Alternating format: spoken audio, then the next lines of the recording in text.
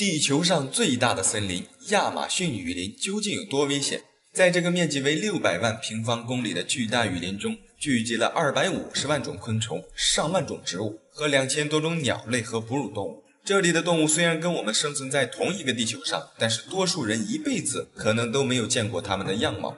亚马逊雨林气候潮湿，许多动物在这里大量的繁衍。由于不受人类的干扰，部分生物在无休止的进化，它们的危险程度远在人类的预想范围之外。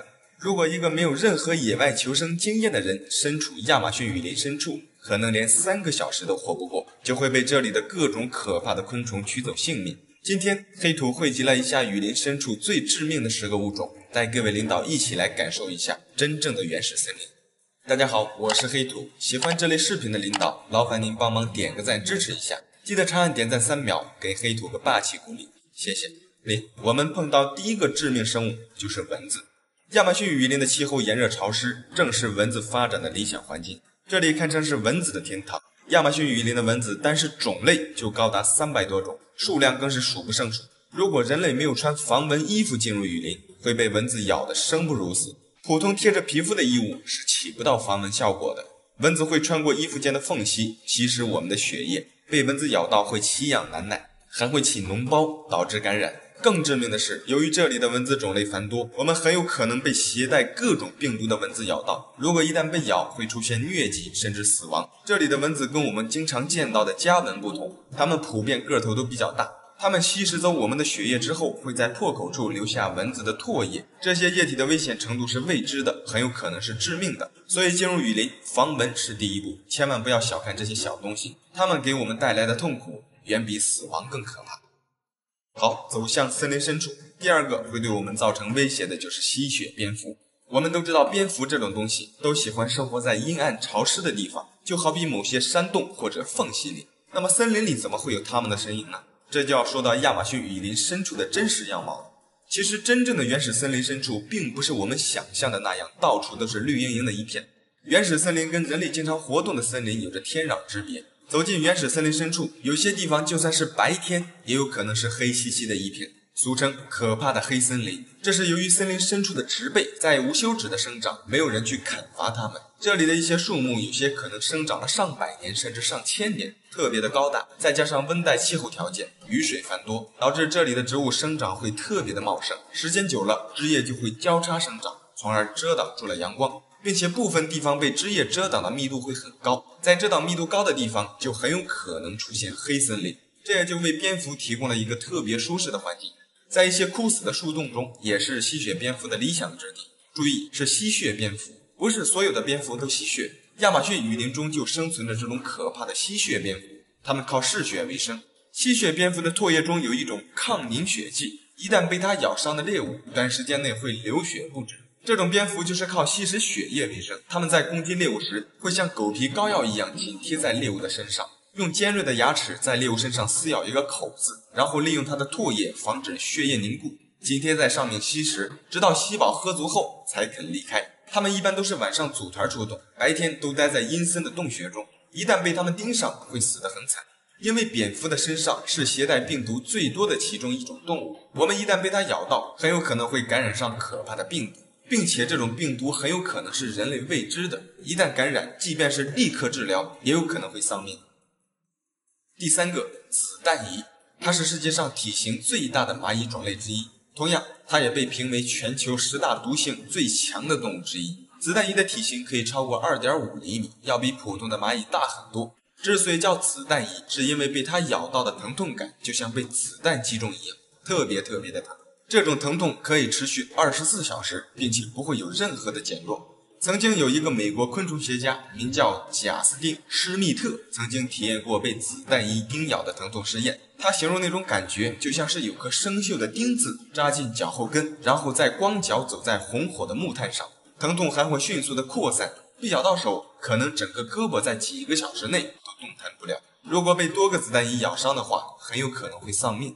在亚马逊一带生活的土著人习俗中，男孩子长大成人后必须要经历让子弹蚁叮咬这个过程，如果承受不住这种疼痛，成人礼就会宣告失败，就做不了男人。只有经得住这种考验的人才算得上真正的男人。好，第四个，流浪蜘蛛。它是蜘蛛界毒性最强的蜘蛛之一，它的体型很大，体长可以到15厘米。之所以叫流浪蜘蛛，是因为这种剧毒蜘蛛从来不会织网，经常游走在森林的各个角落。它的毒性特别的强，仅需 0.006 毫克的毒液就可以轻松毒死一只老鼠。如果我们一旦被它咬到，可能会导致呼吸麻痹和死亡。如果短时间内得不到有效的治疗，死亡的几率会很大。科学家研究发现，在流浪蜘蛛的毒液中含有一种叫 PNT-2-6 的成分，能够令人陷入兴奋的状态。如果男性被咬到，除了以上几种情况，下体还会肿胀持续长达几个小时。这一现象也是特别的危险，被咬到的人如果被注入的毒液过多，下体就很有可能报废。这种剧毒蜘蛛游走在各个地方，特别是香蕉树中，所以在原始森林里看到水果，最好还是不要轻易的去摘，起码要排除一下周围的危险。好，第5个，树蟒。到这里黑土提示一下各位领导，由于蛇的视频画面会引起视觉上的不适，在这里黑土就不给各位领导展示了。黑土已经把图片打码，还望各位领导理解。据不完全统计，在亚马逊雨林中生存着至少17种拥有剧毒的蛇类，还有很多大型的无毒蛇。如果不小心被这些毒蛇咬中，如果短时间内没有得到救治，毋庸置疑，几乎毫无生还的几率。除了地面上的毒蛇，我们还要时刻防备盘在树上的蟒蛇，也就是树蟒。这里的蟒蛇普遍都大，虽然树蟒没有毒，但是对于普遍对蟒蛇都有恐惧感的人类来说，也特别的可怕。可以想象一下，走在乱草丛生的原始森林中，一头撞上了一个树枝，抬头一看，一条4、5米长的巨蟒就在头顶盘着，并且死死地盯着我们。好家伙，我鸡皮疙瘩都起来了。好，第6个，巨型蜈蚣。它是世界上最大的蜈蚣之一，体长最大可以达到40多厘米，特别的大。这种蜈蚣携带剧毒，也是特别的危险，它们一般在晚上活动。其实不单单是蜈蚣，前面我们说的这一些，有很多都是在晚上出动。亚马逊雨林的夜晚是最危险的，这种大型的蜈蚣一般都潜伏在石头缝或者杂草跟腐烂的木头下，它们的钻缝能力极强，越是潮湿隐秘的地方，越是它们理想的栖息地。巨大的身体可以协助它们捕食青蛙、蜘蛛，甚至是蛇这种稍微大一点的动物。被它咬伤后会导致剧烈并且持久性的疼痛和肿胀，严重的也可能致死。如果身处亚马逊雨林，它也是对我们造成威胁的动物之一。第7个，亚马逊巨人食鸟蛛。它是世界上现存最大的蜘蛛，它要比上面的流浪蜘蛛要大得多。作为世界上最大体型的蜘蛛，它的体型最大可以达到30厘米。说到这里，各位领导一定要有个概念，30厘米，大小快要将近一个小一点的泰迪狗了。不单是个头大，这种蜘蛛的寿命可达25年。巨人食鸟蛛的名字来自于它巨大的体型，也就是说，它们可以轻松地吃掉鸟类、老鼠等小型动物。虽然体型巨大，但是它的毒性不强，跟大黄蜂的毒性差不多。即便是这样，被它咬一下，照样会疼痛难耐，因为它们长着3厘米长的尖牙，轻易的就可以刺穿我们的皮肤。再加上它的腿毛，这些毛带有倒钩，被它碰一下都有可能会受伤，特别的危险。好，第8个，箭毒蛙。这个小东西一眼看上去给我的感觉是绝对不好吃，非但不好吃，它还是世界上毒性最强的物种之一。它们个头不大，毒性却极强。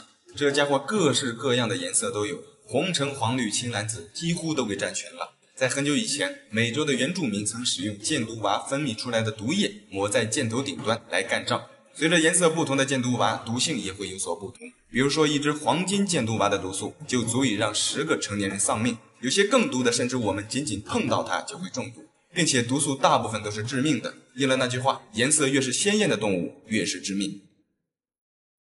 好，第9个，世界上最大的蛇森蚺。到这里同上面一样，黑土会把蛇打上马赛克，以防各位领导的不适，还望理解。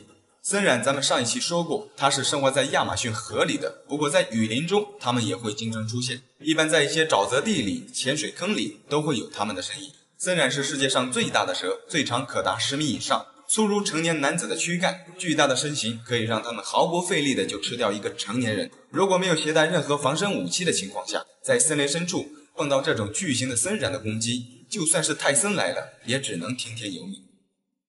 最后一个，美洲虎，也就是美洲豹。不同的地方叫法不同，它是世界上第3大猫科动物，除了狮子老虎就属它了。虽然它身上的花纹比较偏向于豹子，但是仔细观察它的整个身体，包括动作都很接近于老虎，所以就有人称它们为美洲虎。它们经常游走在茂密的热带雨林中，特别是附近有水源的沼泽地。在亚马逊雨林中，美洲豹几乎站在食物链的最顶端，它会捕食凶残的小型凯门鳄和庞大的森蚺。它的体型可达1.8米，体重300多斤，咬合力高达1100多斤，比老虎、狮子都要大。巨大的咬合力可以让它一口就咬碎猎物的头盖骨。虽然在体型上它不如狮子、老虎，但是要比起捕杀猎物，狮子、老虎不一定比美洲豹强。老虎、狮子体型大，爆发力强，虽然这些都碾压美洲豹，但是有一点是比不过美洲豹的，就是凶猛和敏捷。可能由于三者栖息环境不同，美洲豹经常活动的区域面对的都是森蚺、鳄鱼这种凶猛生物，而狮子、老虎一般不会与这些生物面对面。这在一定程度上促进了美洲豹的凶猛与敏捷度。虽然表面上看美洲豹的凶猛程度也不低，但是如果真拿美洲豹与狮子、老虎单挑的话，其实美洲豹是毫无胜算的。但从体型这方面就基本已经输给狮子、老虎了。只蟾蜍集合自爆，数百条鱼类飞向天空，这些恐怖的动物现象听上去匪夷所思，但却真真切切的存在。在整个动物界，其实有很多种非常怪异的自然现象，这些事件每发生一次，都会颠覆人类以往的科学认知。由于这些景观发生在世界各地的很多地方，其中有一些行踪不定，无法预测，所以就导致很多人一辈子也无法亲眼见到这种震撼的景象。今天这期视频，黑土就带各位领导一起了解一下这些怪异的动物现象。大家好，我是黑土，喜欢这类视频的领导，劳烦您帮忙点个赞支持一下，谢谢。第12个，减树。你如果在野外发现了这种被网子包裹起来的树，千万不要靠近，因为这种树上可能生活着数百万只昆虫。2010年，巴基斯坦曾经发生过一次洪水灾害，洪灾过后，人们就在一些靠近河流的树上发现了这种现象。经过研究发现，造成这种现象的主要原因就是昆虫。因为在洪水过后，大量的昆虫为了避免被淹死，就会爬到树上寻找庇护。当越来越多的蜘蛛和各种昆虫同时爬到一个树上时，就会形成这种奇特的景象。据估计，想要达到这种效果，一棵树上的蜘蛛数量大约需要上百万只。所以看到这种树，就意味着里面可能会有上百万只蜘蛛。如果贸然靠近，你的头上、后背、耳朵以及衣服上很有可能会爬满蜘蛛，非常可怕。第11个，蟾蜍自爆。2005年，在德国汉堡的一个池塘附近出现了一种非常可怕的现象。每天一到晚上，这里就会有大量的蟾蜍自爆，爆炸的瞬间，内脏会被弹出1米开外，变成一滩血水，场面非常。由于死掉的蟾蜍数量过多，这个池塘就被当地人称之为死亡之地。通往这条池塘的路线也被封锁了起来。后来经过生物学家研究发现，蟾蜍的自爆可能是乌鸦引起的。由于蟾蜍在受到威胁时会将自己的身体膨胀起来，让自己看起来更大，而乌鸦此时如果利用尖锐的鸟喙对蟾蜍的肚子进行攻击，就像尖锐的针头刺气球一样，很轻易的就能让蟾蜍爆裂。所以引起蟾蜍自爆的原因很有可能是乌鸦，但至今为止这种说法只是猜测，并没有得到证实。也就是说，导致蟾蜍自爆的真实原因到了今天仍是个未解之谜。第10个，两鸟群飞。你如果有幸遇到这种景象，千万不要害怕，因为这并不是什么巫师在施展法术，也不是什么体型庞大的神秘生物。这些变幻莫测的黑影其实是由上万只两鸟组成的飞行大队。两鸟是一种体型类似于家巧的鸟类，种类繁多，它们经常会组成一个巨大的群体在空中飞行，期间还会变成各种形状，看起来非常壮观。拥有这种现象的动物不只有两鸟，除了鸟类，其实还有鱼类。海洋里的一些鱼群也会有这种习性，只不过一个在天上，一个在水中，所以看上去给人的视觉感受会有一些差距。第9个，搁浅的鱼。当大量的死鱼出现在海滩上，究竟预示着什么？这种景象经常生活在内陆地区的领导们是很难亲眼看到的。最近的一次其实就发生在我们的邻国日本。2023年的12月7日，位于日本北海道的一个海岸就出现了大批量的沙丁鱼尸体，这些死鱼绵延数百米，密密麻麻地铺在海面上，场面相当可怕。其实类似的事件在世界各地的海滩发生过很多起，也就是说这种现象并不罕见。导致这些鱼死亡的主要原因其实就是氧气不足，活活给憋死的。要知道，鱼虽然生活在水里，但它们也是需要呼吸的。每年一到了夏季，特别是天气炎热的时候，海水的温度就会升高，水温一旦升高，水中的溶解氧就会降低，而此时大批量的沙丁鱼如果密密麻麻的拥挤在一起，就很容易会造成供氧不足，窒息而死的现象发生。第8个，飞鱼。会飞的鱼，相信绝大多数人都没有见过，但它确实存在。肺鱼是生活在大海里的一种小型鱼类，这种鱼的体长最长可以达到45厘米，它的身体两侧长有一对类似于翅膀的胸鳍，这两对胸鳍又长又宽，当肺鱼高速游动冲出水面时，就可以借助这一对胸鳍实现空中滑翔。这种鱼的游泳速度非常的快，在水中它1秒钟就可以向前游动10米的距离，当速度足够快时，它一跃而起，能够跃出水面10几米的高度，然后在空中滑翔40多秒的时间。不过由于其经常在夜间飞行，所以就很少有人能亲眼看到这种景观。第7个，肺鱼。你没有听错，我也没有念错，就是肺鱼。这种在泥土里挖出来的鱼，并不是有人故意为之，它的确就生活在这种环境下。肺鱼也被称为非洲肺鱼，这种鱼在非洲、澳洲和南美洲的淡水中都有发现。它不仅可以生活在水里，也可以脱离水，生活在泥土里。之所以有这项能力，主要就出自它独特的身体构造。肺鱼的鱼鳔在生理构造上具有肺的功能，它可以直接呼吸空气，也就是说，如果在有水的情况下，它们既可以生活在水中，也可以生活在没有水的泥土里。当旱季来临，它们为了防止自己被晒死，就会提前钻进挖好的淤泥洞里躲避干旱。在这期间，它可以不吃不喝，休眠3到5年。当雨季再次来临时，就可以重新回到水中。第6个，红蟹迁徙。在澳大利亚的圣诞岛有这样一种自然奇观，每年一到了10月底，就会出现大批量的螃蟹涌向路面，一个挨着一个，密密麻麻的向海。为此，人们还特意为这些螃蟹修建了一些桥梁，以免它们在路过一些火车道和道路的时候被汽车碾压。这些螃蟹大规模移动的目的，其实就是为了产卵。每年一进入到10月底，圣诞岛的雨季就会来临，这些螃蟹要赶在雨季来临之前，将自己的卵产在海边，以供繁殖。此时，很多人可能会在想，这些螃蟹能不能吃？答案非常遗憾，不能吃。这种螃蟹是一种陆地蟹，它的体内含有一种类似于乙酸的有毒物质，食用之后会损伤我们的胃黏膜，导致食物中毒。此外，在澳大利亚当地，人们为了保护这种壮观的自然景观，法律上也不允许食用岛上的任何螃蟹，所以就不要对这些满地的螃蟹流口水了，有毒。第5个，蓝色眼泪。这片冒着蓝光的海滩，看上去就犹如梦境一般，非常漂亮。它不是由特效合成的，而是的确可以发光。实现发光的东西其实是生活在海里的一种藻类，学名为西式弯喉海银。这是一种非常小的浮游生物，只有3毫米长。它的体内有一种发光线，当受到刺激时，就会产生浅蓝色的光。当越来越多的西式弯喉海银聚集在海滩上时，经过海浪的拍打，就会呈现出这种奇特的景象，非常壮观。第4个，鲸鱼自杀。很长一段时间以来，人们就发现了这种非常诡异的现象，那就是成群的鲸鱼经常会游到海边等死。最近的一次发生在2017年的2月份，在新西兰的南岛附近，就有多达400多头领航鲸冲向海滩搁浅而亡。更诡异的是，这些鲸鱼在搁浅之后，人类即便是帮助它们重新回到水中，它们又会重新冲上海滩寻死。经研究过后，人们并没有发现这些鲸鱼的身体有任何的异常，它们没有生病，也没有遭到其他大型生物的攻击。至于为什么会群体冲向海滩寻死，至今为止，科学家也无法找出确切的原因。关于鲸鱼搁浅的解释，人们曾提出过很多假想，包括水温变化、地磁干扰以及各种生态变化，但至今为止，这些鲸鱼究竟是为何群体自杀的，仍是一个未解之谜。第3个，猴子入侵。眼前的数百只猴子当街斗殴的事件发生在泰国的华富里市区，这里是泰国的一个旅游城市，在很久之前主要以猴子作为当地的文化象征、旅游特色。然而让当地人万万没有想到的是，这些猴子由于经常与游客互动，逐渐的对人类失去了恐惧，反而变得肆无忌惮起来。一大群猴子经常会试图抢夺人类的食物，甚至对游客发起攻击。久而久之，在这里时不时的就会上演人猴大战。走在华富里的街头，经常会有一大群猴子穿街而过，而生活在这里的人类却对猴子忌惮了起来。当猴子穿越街道时，商贩们就会将门关上，以免这些猴子上门抢劫。在某种意义上来说，猴子在这里已经成为了一种灾难。第2个，蝗灾。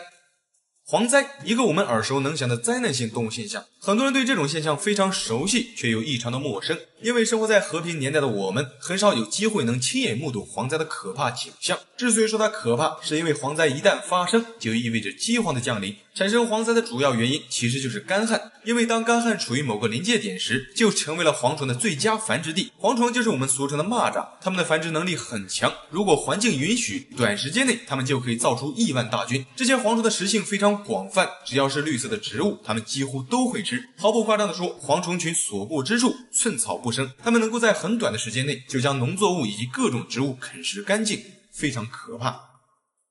第1个，动物雨。你知道吗？天上除了会下雨、下雪、下冰雹，其实还会下蛇、下鱼、下青蛙以及各种动物。这并不是危言耸听。2010年的2月，位于澳大利亚的一个小镇就遭遇了一场奇怪的大雨。这场雨在下的过程中，伴随着很多雨从天而降，落在街道和房屋上。2015年，同样位于澳大利亚的一个小镇遭遇了一场让人毛骨悚然的蜘蛛雨。除此之外，在世界各地的很多地方都曾发生过类似的怪雨，有下蛇的，还有下青蛙和蟾蜍的。导致这种现象的主要原因其实就是龙卷风。当龙卷风从海洋上方或者其他地方掠过时，就会将水里以及地面的东西卷进空中。随着龙卷风不断移动，这些被卷起来的动物就会随着龙卷风长途穿行，最终落向地面，从而形成这种怪异的自然景观。好了，本期视频就到这里了，觉得还不错的领导记得帮黑土点个赞，谢谢。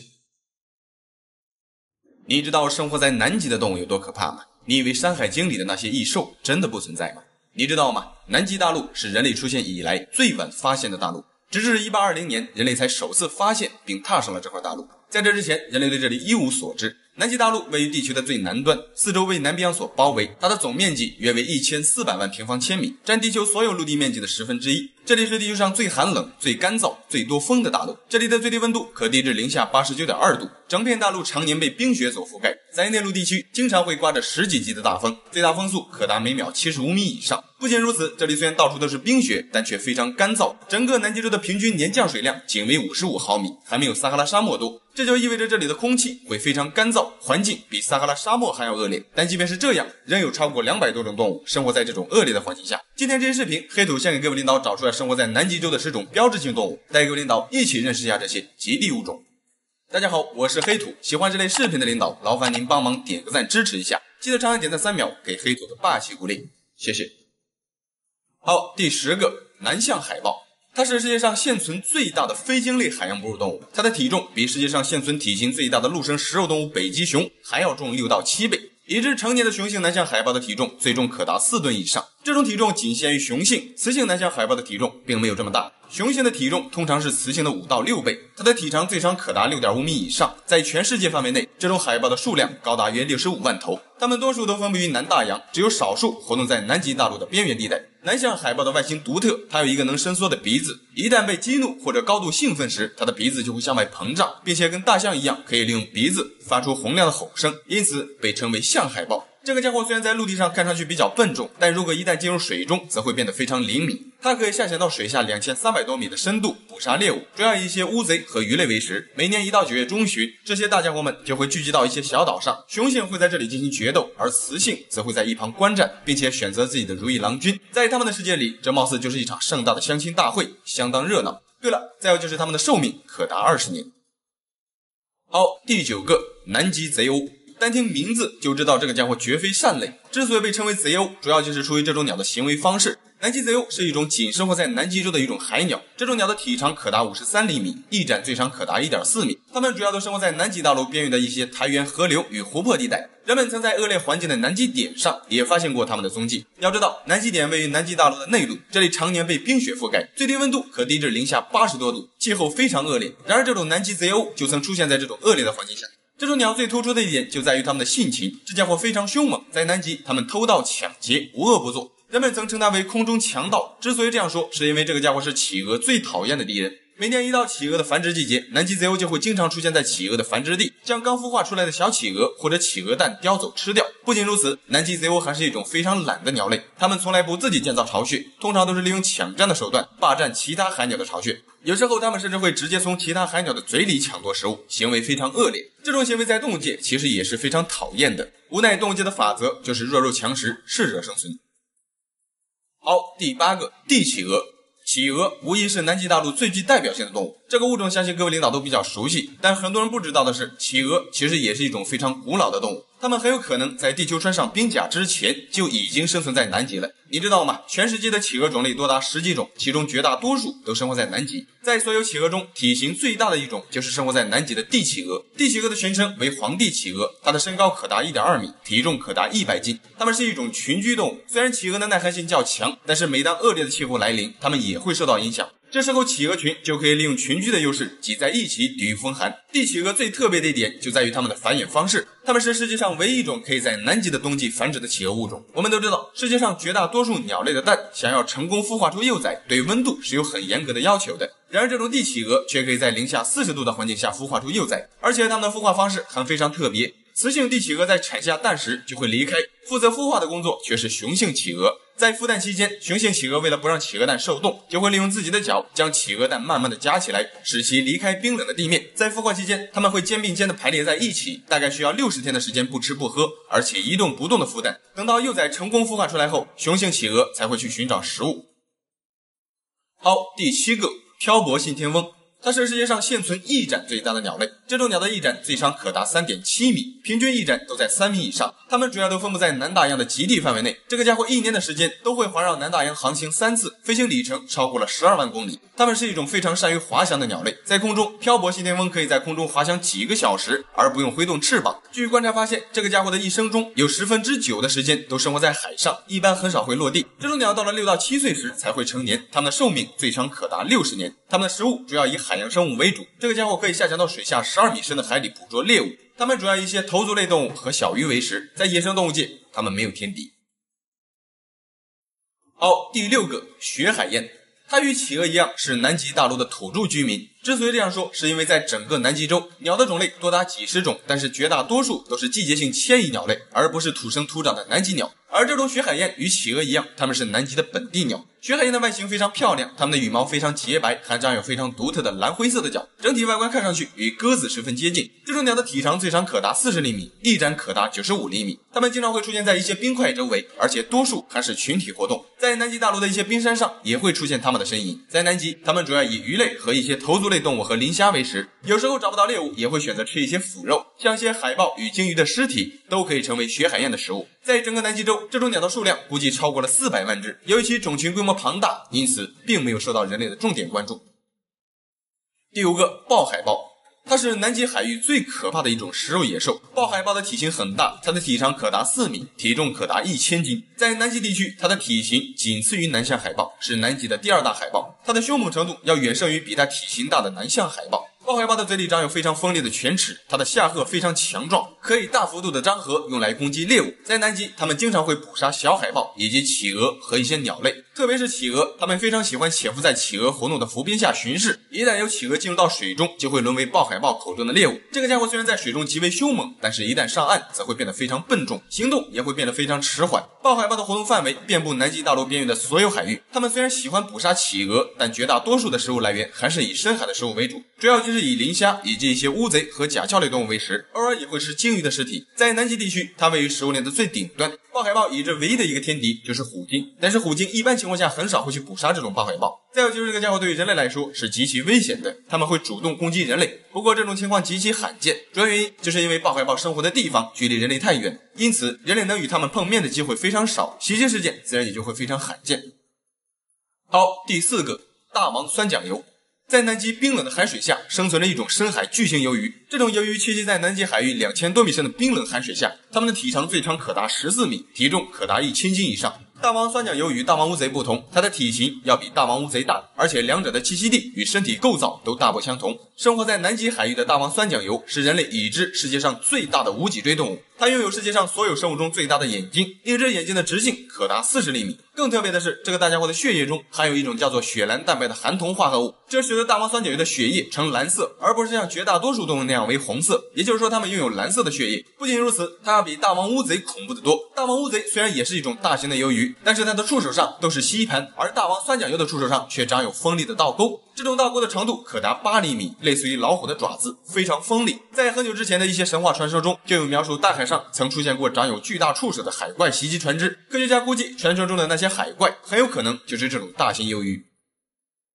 好，第3个，虎鲸。虎鲸这个物种遍布世界各地，从北极到南极以及热带海洋都有它们的身影。虎鲸是一种非常聪明的高度社会化的动物，它们有自己的群体组织，在动物界这个家伙的智商排名非常靠前，凭借着这种优势，使得它们能够在自然界碾压很多的顶级捕食者。虎虎鲸是一种食肉动物，它们非常凶猛，在海洋里，它们与狼一样，成群结队的捕猎，它们是海洋里的顶级捕食者。即便是世界上体型最大的蓝鲸，有时候也会沦为虎鲸的猎物。强悍的捕猎技能使得虎鲸的栖息地遍布世界各地，在南极海域生活着大约有7万多只虎鲸，它们经常活动在一些浮冰的外围，有时候也会出现在冰层深处。南极的虎鲸与世界上大多数的虎鲸生活习性大同小异，都是成群捕猎。在这里，它们主要以一些鱼类和海豹以及企鹅为食，它们的体型与外界的差异也不大。雄性虎鲸的体长约在9米左右，雌性略小。南极虎鲸最明显的特征就是它们的皮肤上通常会有一些暗黄色，这种暗黄色其实是一种硅藻，这种东西堆积在虎鲸的皮肤上，可以防止虎鲸在寒冷的水中脱皮，起到一定的保护作用。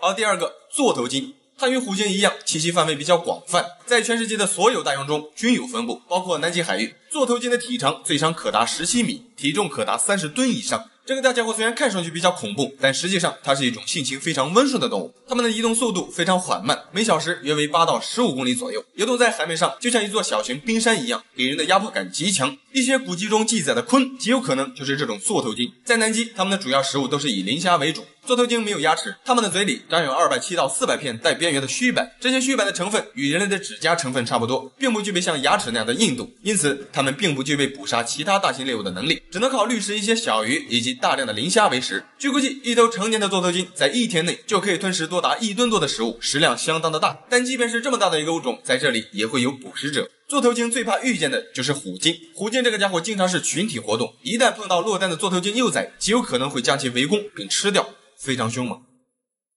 第一个，南蓝鲸。南蓝鲸其实就是南极蓝鲸，它是蓝鲸4个亚种中体型最大的一种，它的体长最长可达30米以上，体重可达180吨以上。它是人类已知地球上现存最大的动物，但是一条舌头就重达2吨，心脏重达半吨。它的血管粗的可以装下一个小孩，那家伙非常巨大，而且这种体型的蓝鲸多数都为南极蓝鲸，其他地方的蓝鲸通常都略小一点。南极蓝鲸之所以能长这么大，主要也是因为它生活的区域。要知道，在整个南极海域生存着有超过几十亿吨的磷虾，这种动物富含非常高的蛋白质，营养非常高，而南极蓝鲸生存在这里，就可以拥有源源不断的食物来源，基本上不用为食物发愁。蓝鲸的胃口极大，这个家伙一口下去可以吞食约200万只磷虾，每天它都需要吃掉4到8吨的食物，再加上寒冷的海水含氧量较高，而且动物生活在含氧量高的地方，体型往往都相对较大，种种原因加起来才促使南极蓝鲸的体型格外的大。